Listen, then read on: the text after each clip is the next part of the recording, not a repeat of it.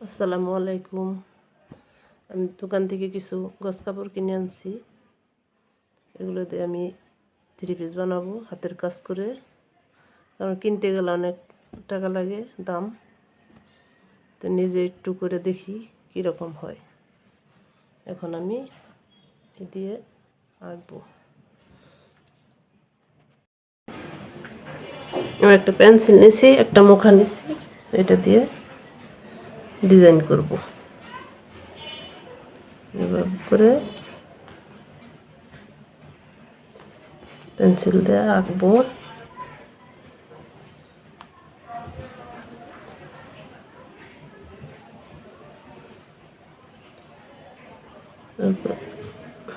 আমি হাতাটা প্রথম করতেছি, পরে জামাটা করব।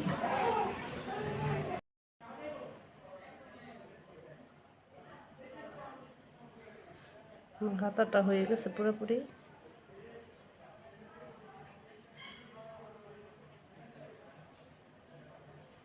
এরকম করে মাঝখান দিয়ে দিচ্ছি।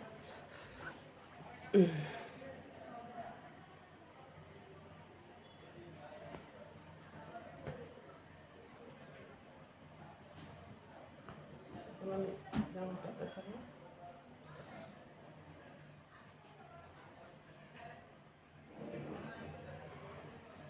এরকম করে মাঝখানে একটু দিয়ে গুল দিয়ে